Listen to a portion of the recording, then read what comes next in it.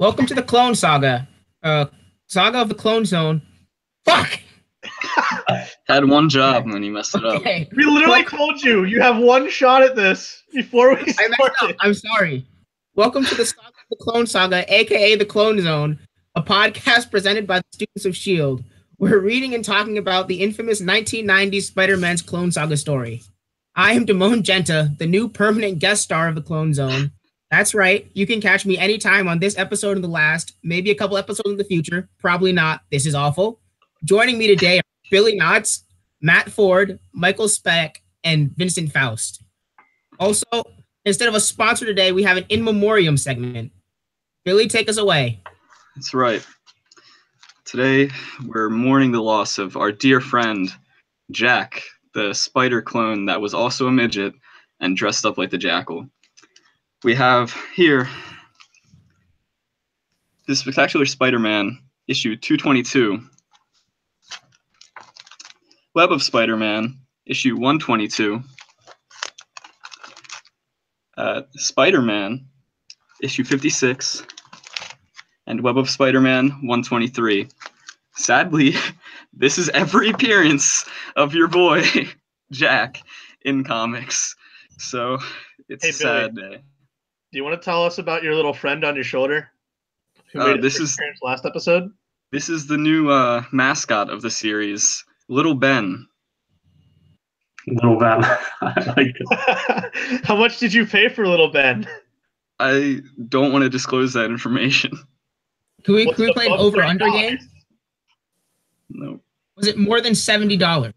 Anyways, into the issue this episode, we have Web of Spider-Man 125. Yep, we're talking about two big milestones today. Spectacular Spider-Man 225. And milestones very lightly. See our last episode for the Crossfire arc, which actually takes place between these two issues, but we're grouping them together here to talk about possibly the greatest character addition to the Spider-Man franchise in the past several years. It's not Jack, so I don't know who we're talking about. So starting off with Web of Spider-Man 125. Do you guys like this cover? No. No. I'm tired of seeing Gwen Stacy on anything. It's not the worst cover I've seen out of the four I've seen. So I kind of like it. It breaks the top three. Good for the cover. I want to know what the 3D live-action Scarlet Spider holodisc looks like. All right, yeah.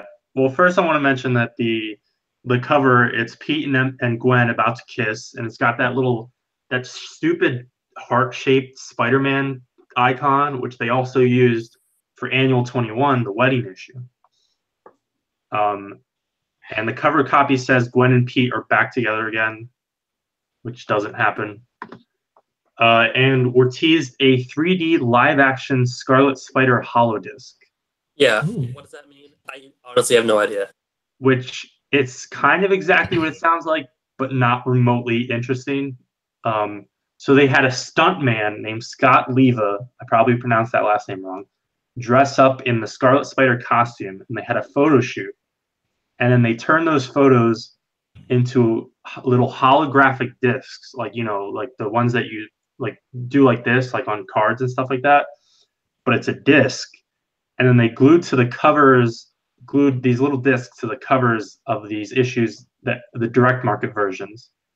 And Danny Fingeroth says they actually used a camera from 1925 used for silent films to do these shoots because it had better frame registration, whatever that means. Hey, Vince, I found a picture of it. If you want to do a screen share, I can show it. If you want. Yeah. Here. And you can see it's like this really stupid little, you're supposed to see it inside there. Oh no. Yeah, obviously it doesn't show up very well on scans. I'll link in the description a video where you can kind of see the effect. And I'll share that with you guys, of course. But screen sharing video doesn't often work very well. And so, but to work properly, you had to shine like a super bright light on the disc and then spin it very slowly And so basically it was a total failure. Another failed gimmick cover.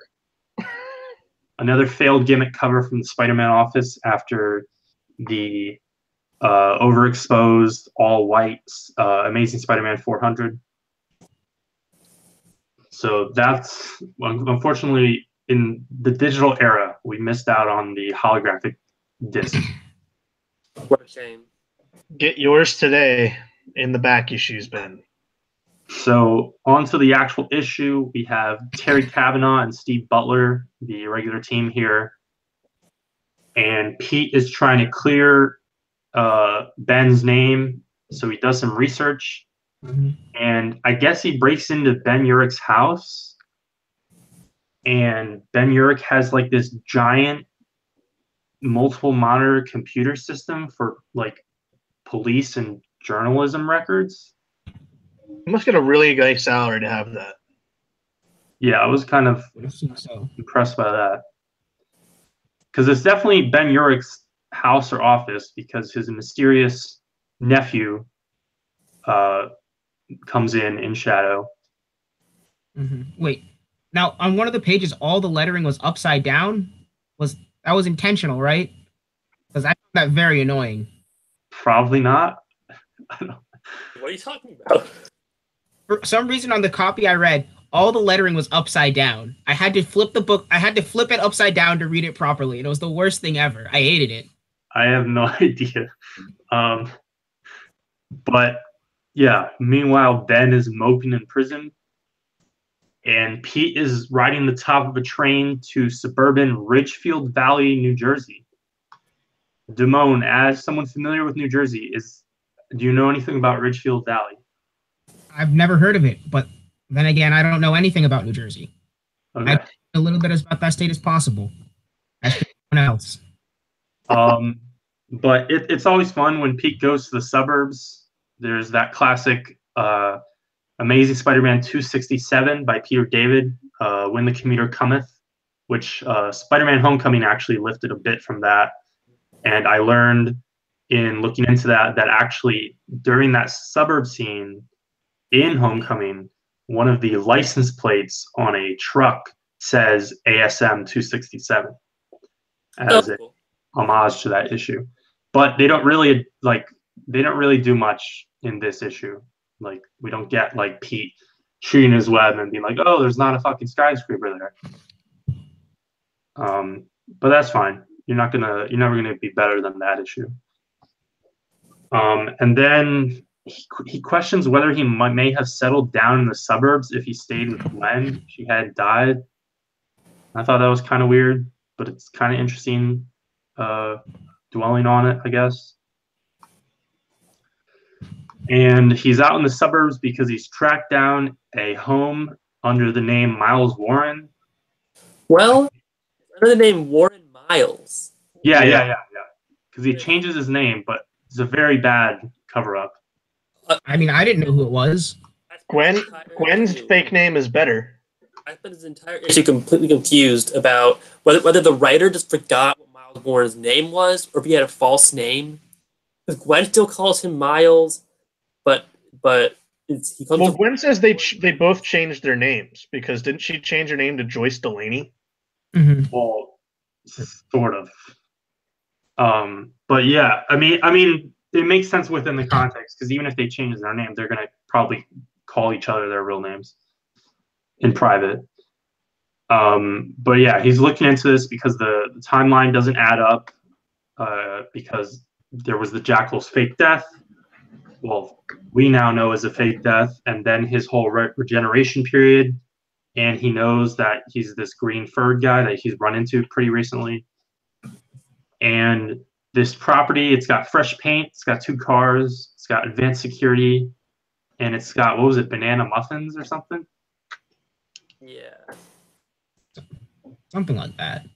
And Gwen Stacy comes through a doorway and smacks Pete with a broom. Oh, it's just regular banana bread. Okay. And we get a little interlude with MJ and Felicia Hardy talking like we saw them last time. And last time it was kind of just like a tease for what was going to come. And then like this scene is totally pointless. Like this could have been really interesting. Anytime you have like these kinds of supporting characters talking to each other, but like there's no point. And Black Cat's gonna go track down Peter Parker, and then I don't think that ever comes up again. And I'm assuming that they're not saving that for like 2 arcs from now. I don't know. And then Miles and Gwen, they're running away in a car because we learn that it is Miles Warren, and we get flashbacks of his life. And I don't think some of this was explained before. I think this backstory is new. So Miles Warren was married and he had 2 kids, but they left him and then died in a car accident. Yes. And then Gwen's flashback is so much worse because they use dialogue to force this like narration, and it's just so stilted. And she says Warren recognized and shared her vulnerability while not taking advantage of it. But he actually like kind of did Yeah. take advantage of it. He did. And if you remember from, I believe, our 3rd or 4th episode, we talked about some Jerry Conway spectacular stuff where he kind of retconned away the entire original Clone Saga. This issue now re-retcons that. And the Evolutionary War Joyce Delaney thing was actually a identity that the villain Dreamweaver deluded this Gwen Stacy into believing. And Dreamweaver, as far as I can tell, is a super minor Doctor Strange villain who showed up in 3 issues in the late 70s. So I don't know where they pulled that reference. Yeah, it's dumb. But also, it's not as dumb as the Carrion thing was to begin with, so whatever, it's fine. Yeah. And this Miles, he is a clone, and he knows he is. And he knows that this Gwen is a clone, but it's not totally clear if she knows and accepts that. And Pete knows that. So to explain this retcon of a retcon of a weird-ass story, this Gwen Stacy is a clone who was deceived into thinking she was a real person disguised as a clone, but she still thinks she's a real person, but the original real person. Yes. That's the most convoluted thing I've ever heard.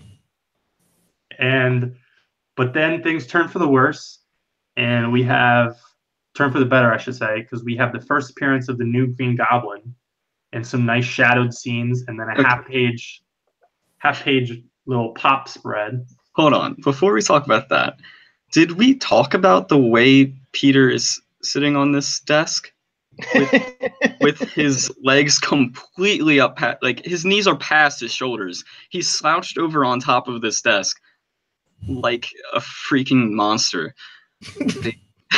It's disgusting. I just want to point out that I really liked the photos of Miles and Gwen on the wall, specifically the one of their fishing trip.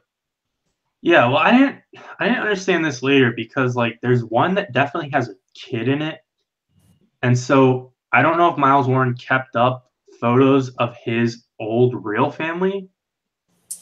No, they just abducted a kid. Or is there a kid that he had or adopted with fake Gwen Stacy that we never see? No, that's a picture of his old family, I think. Yeah, but like this, what? I don't know. I mean, I guess you would keep it up, even though his family left him and then died. They and died, then he though. has a different wife. Like, would you keep up the pictures of your old dead family in the home with your new wife? I guess it makes sense. And also, he describes his old wife as being blonde and everything like that. So, like, and especially this shitty art and like these tiny photographs, like they looked practically the same. Also, Gwen Stacy is definitely blonde, yet in an earlier panel, it says Peter is thinking about her silver hair, when nothing about her hair is silver. whatever. Like, this is just awful. And then in this full page panel of the new Green Goblin, it says that he's suppressing a snicker, if not a sneer, when he very clearly in the picture has his mouth fully open, full smile. Like, the art and the whoever wrote it clearly weren't even talking to each other when this was made. Like, it's really bad.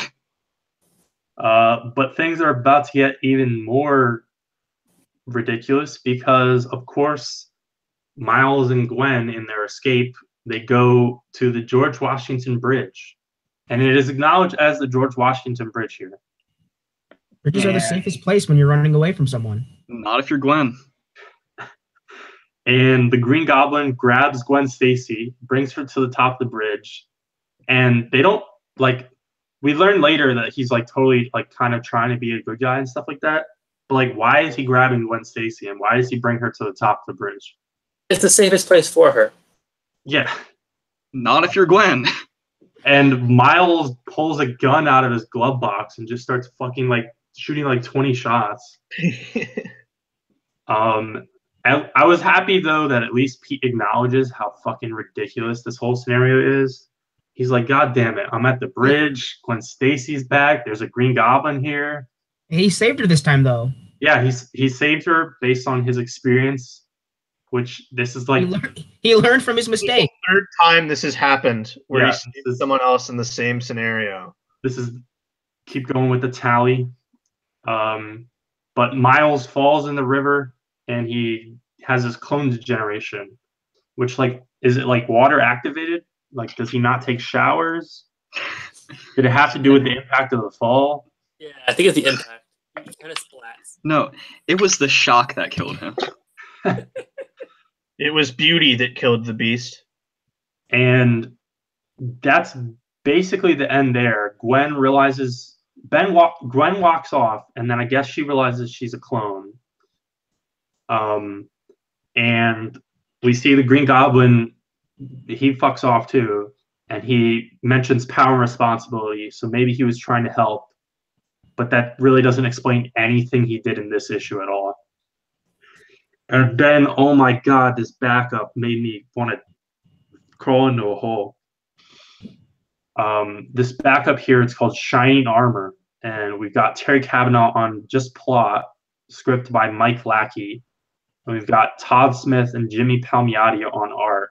Mm-hmm. And it's not even 8 pages, like a lot of backups. I think this is only like 4 pages or something. And it was a lot longer than that. Here's our backstory on this clone couple, and it is so cringy.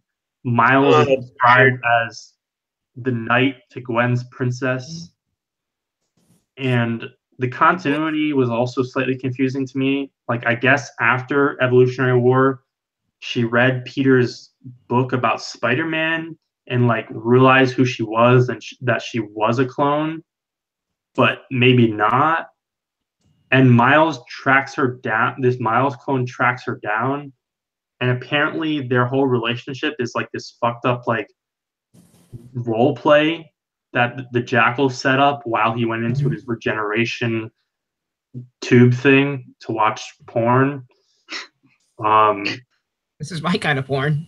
And they get married, and everyone in their wedding are also clones, and then they all degenerate during the wedding, and they don't, like, acknowledge it because they don't, like, the Gwen in the main story doesn't seem to acknowledge that she's a clone.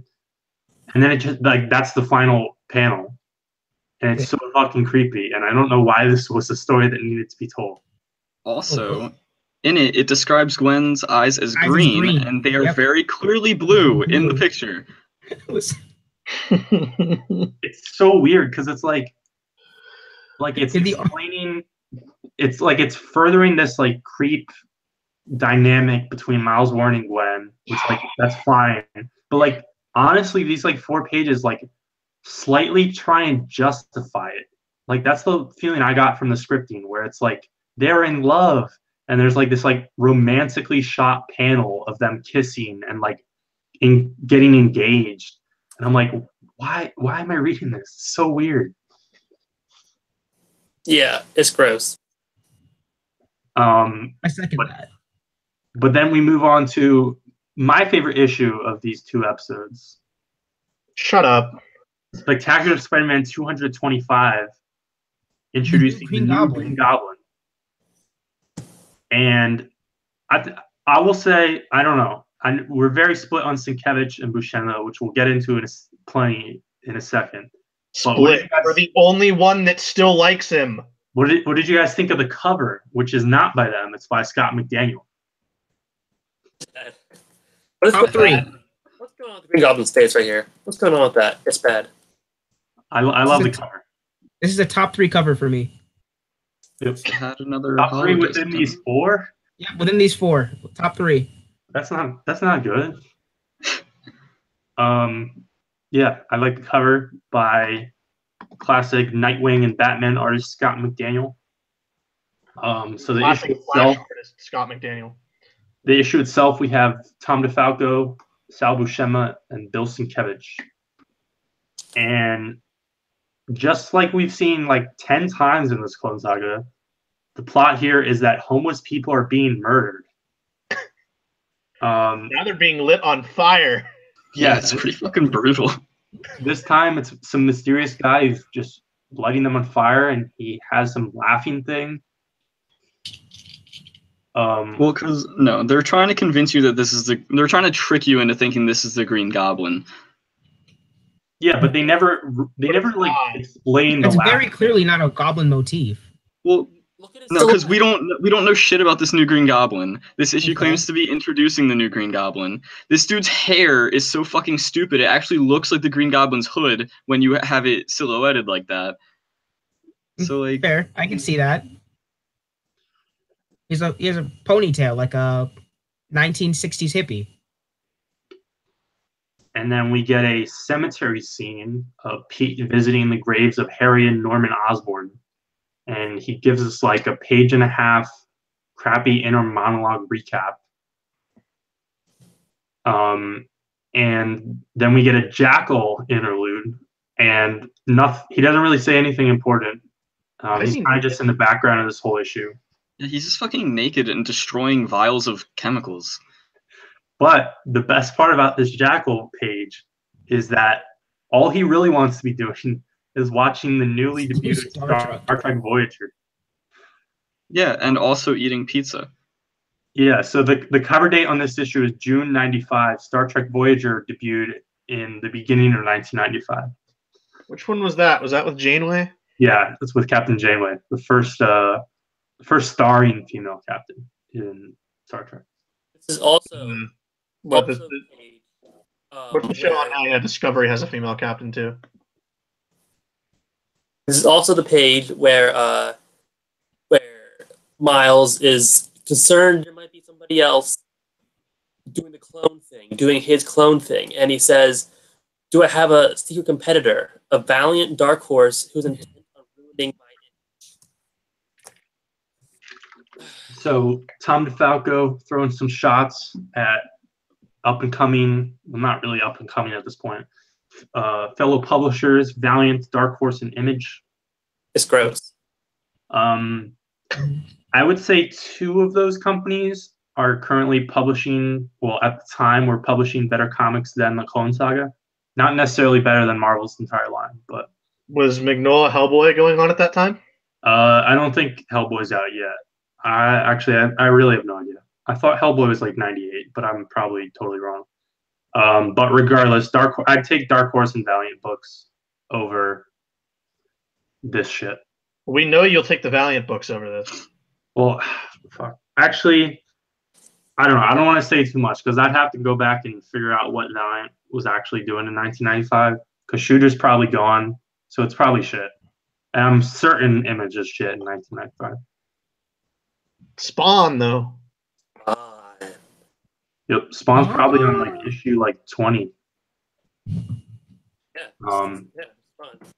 Stay tuned for the Spawn cast. No.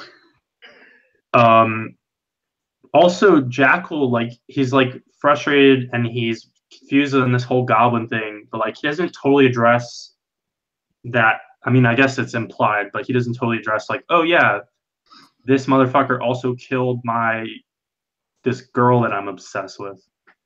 We don't get that forced caption. We haven't seen Black Cat again yet, right? I just want to make sure. No, she doesn't he never comes back. Doesn't make an appearance in this issue. She's Okay. still looking for Peter. She left to look for Peter, and she didn't find him. So I guess she's still looking. Matt, what did you think of the Bugle page early in this issue? I think it's interesting. They've got all this like background dialogue and stuff. It makes it, really feel crowded and alive. It also made it really difficult to read, so I just kind of skimmed it. I liked it. I thought it was, Jonah and Robbie arguing in the background. yeah, I thought it showed like the chaos of the newsroom. I thought it was fun. And MJ is making Pete a new costume, so he can finally get rid of the Scarlet Spider costume that he's borrowing. And her monologue is harder to read than it ever has been. Yep, I skimmed it. I couldn't read it. It's straight script. It's awful. I just didn't read it. Like, I was not putting myself through that. I didn't even attempt to read any of what she was saying. No, I fully said it. Every time we have an issue of Spectacular Spider-Man, I hate it. I hate this book. But the main thing for those who didn't read it is she needs to make a decision about the baby. I don't know what that means. Actually, they're going to address it in a few pages. So now Pete is back in his classic threads. Finally. And we get it's a downgrade, really. We get a Green Goblin splash page. And right after Mike literally said, I hate this title, I think this is one of the few times where Buscema, you can attempt to make the argument that Buscema and Sienkiewicz actually work. Because they're trying to go for this, like, oh, here's a homeless dude getting murdered by this crazy man, and here's the Green Goblin.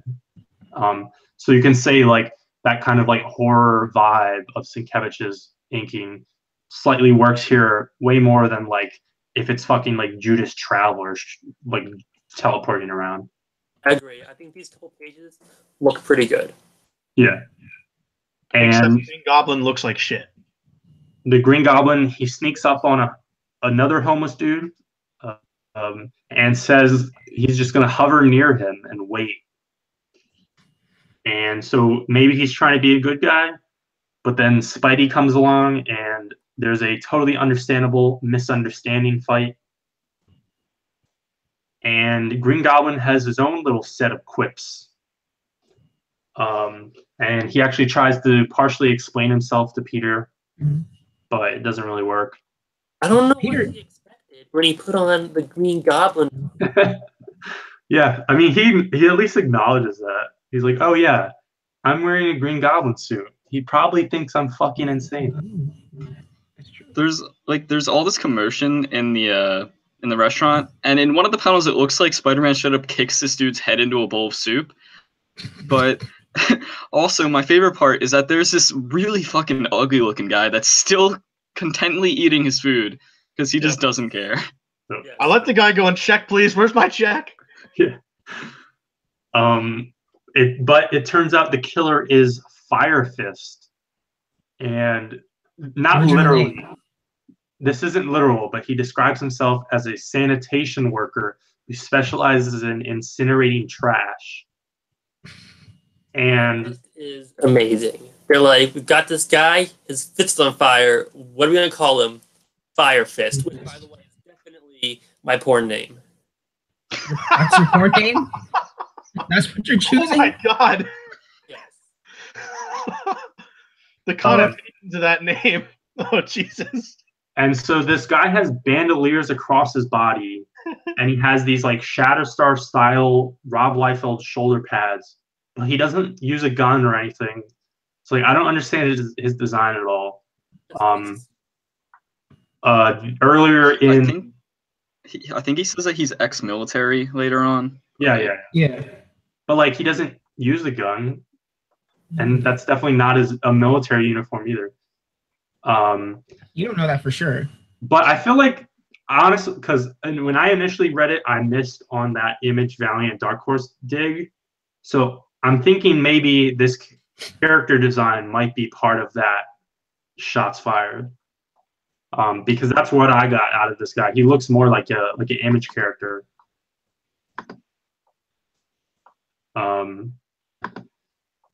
And I should note this is his only appearance. Fire Fist does not show up again. Such a wonderful villain, lost to time. Like Jack, but not as good. But yeah, as I expected and slightly feared, not that I'm against it, but just fear that they would address this topic, MJ is considering the possibility of an abortion. Yeah, I support it. Just cut your losses. Use this. You don't want more menaces running around. Pro-life choices. Yeah, so she visits Ben Reilly in prison, and Ben is pro-choice because he's a clone. He's like, well, I shouldn't exist. So I mean, this is as pro-life as it gets. No, doesn't he? He says, I don't really understand his perspective because he says he's pro-choice because he's a clone. No, pro-life. No, he says he's pro-life. Does he say he says pro-life? I thought he said pro-choice. Yeah. No. Okay. Pro-life. And then Ben literally says, quote, "Take your time, get all the facts. Don't let anyone pressure you into something you'll eventually regret." And I'm like, is this a PSA over here? Like, yeah, like the comic literally just stopped, and I felt like I was watching an after-school special.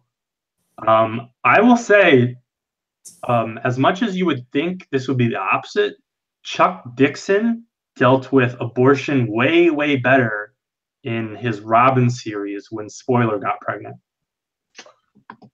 But it turns out that Fire Fist is a disgruntled veteran who lost friends overseas. He's trying to make this country great again. Yeah, he kind of has like a minor like "Make America Great Again" kind of thing. You hear that? But Trump Fire Fist was doing it 20 years before. His motivation still doesn't make any sense. And if you're not contributing, you should die. That's what he thinks. Yeah. What we haven't mentioned is that Jackal has been stalking them this whole time, and he hates monologues unless they're his. The question is Kane also stalking Jackal, and is Scryer also stalking Kane? I hope. I mean, I assumed that. Scryer stalking them while still holding Judas Traveler's body. Yes. Like a child, I want to know. And then Green Goblin, we see some more of his abilities. He has blades that he can shoot, and Fire Fist literally refers to them as bats. Because they're batarangs, but they can't call them that. Yep. It's like the bat. It's like the razor things in the first Spider-Man movie. Wait, didn't they actually call this thing the backlighter? Yeah. Well, yeah. Yeah.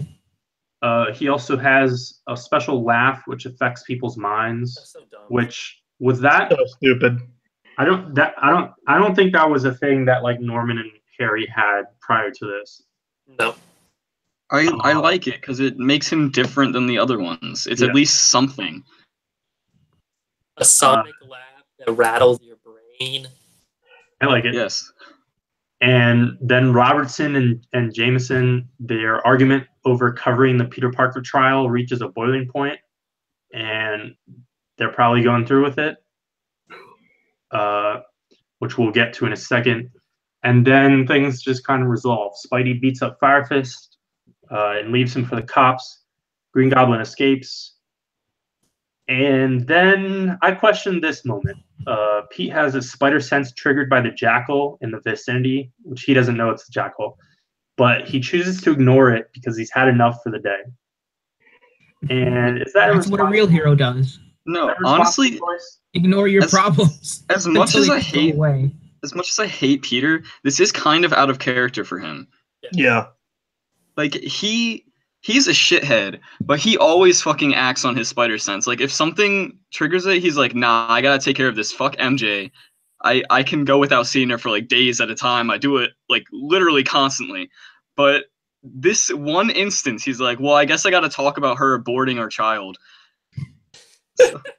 Yeah, and this could literally be anything. Like this could be Judas Traveler again. This could be the Jackal, like it is. This could be Venom. It could be Kane. It can't be Venom, you fucking idiot.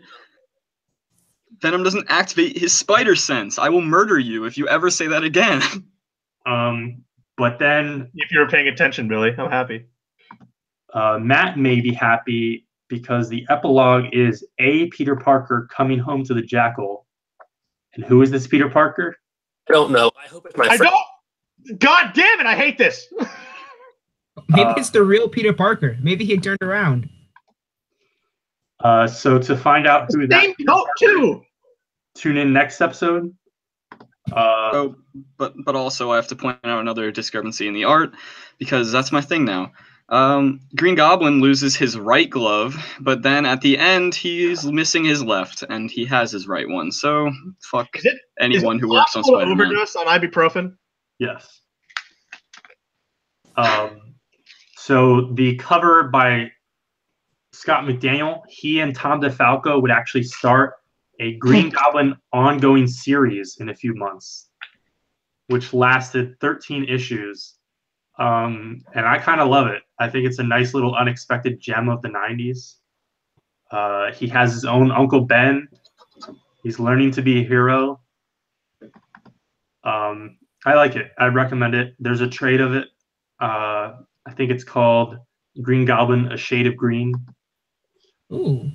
And we will see Phil Urich again in the podcast, and I believe we may read one issue of his series as part of a crossover. But now let's move into this backup. The story here is He Was Such a Nice Boy. And here we have pretty much the same team. We have Tom DeFalco writing, Sal Buscema drawing, but we have Jimmy Palmiotti instead of Bill Sienkiewicz inking him. So, Mike, did you find this art a little more tolerable? A little bit, but you know what? I'm so done with this book that I don't care anymore. It's terrible. It's so bad. I not only like I hate the art, but I also hate the writing. Like I hate Spectacular Spider-Man. So in this little short story, we've got Ben Urich and photojournalist Angela Yin going around and talking to people from Peter's life for a story. So I guess they're officially covering it after the argument in the main issue between Jameson and Robertson. And Angela was introduced in the final arc of this title right before the Clone Saga, which was actually that Scorpion arc, which we read the second part of. We skimmed through it to see Ben Reilly. And they talked to Flash Thompson, Principal Davis, Anna Watson, Betty Brandt, and Jameson himself. And like nothing really happens. It's not that important. Nah. Is Peter boxing like an actual thing, or was that added in this? Like, was that canonically accurate? Before. Like he boxed. What is it? Was it Flash that he boxed? Flash. His Flash broke his glasses. But did that actually happen? His ass. I believe so. I think so. But Matt is more equipped to answer that. I think so. I am almost certain it did, but I don't remember happening in a ring like that, so I could be completely wrong. Yeah, I don't know why this school gym would have a ring in it. Yeah. But also, I want to add that I don't know if this was intentional, and I don't even know if this is possible, but it kind of looks like Peter's boxing outfit is a reference to Little Mac from Punch-Out, which I believe released before this. It definitely released before this, but I'm like almost certain that's not a reference. It looks a lot like it. It looks exactly like it. It's kind of wild. Like Little Mac wears a tank top, but if you took off the tank top, it would be what Peter's wearing right now. And they do look kind of similar as characters. But Little Mac also looks like a generic boxing dude. Like, actually, no, he doesn't. But I'll let you keep thinking that. All right. Enough Little Mac discussion. I think there were two mini highlights here for me. Betty Brandt says Peter never pretended to be someone he wasn't, and she can't believe he's being accused of some secret life. which is obviously ironic because he's Spider-Man. And then Jonah, after he's been like through the whole main plot, it's like Jonah's coming around to Peter. He respects Peter, at least behind the scenes. But Jonah's new angle now for covering the Peter Parker trial is that Peter is covering for Spider-Man, who's the real murderer. I can get behind that. The return of a very cartoonish style of Jameson. Yes. And so that was pretty much it. Oh shoot! I didn't even fucking realize at the end when it's just reporter dude and the chick, which I don't care. I guess is that Ben Urich? Yeah. Yeah. Okay, I don't care about the chick's name, but it kind of like zooms in on that Spider-Man article, the Spider-Man Threat or Menace that's hanging in the background, which I think is a nice touch after what Jameson just proclaimed. Yeah. This was across the two backups we read for these episodes. This was definitely the better one, as opposed to that creepy White Knight Miles Warren thing. But neither of them were essential or good. The next episode will be the trial of Peter Parker. Oh, wonderful! I can't He'll wait. be sentenced to death. And we should also have another special guest, and it will not be Damone again. But Okay. Do we want to announce it or keep it a secret? let's keep it a secret. It'll Okay, be. let's keep it a secret. Thank you for joining, Damone. I will. I came. I was here. Clean up after yourself, then, please. All right. Thanks for watching. Tune in to next episode. Peace.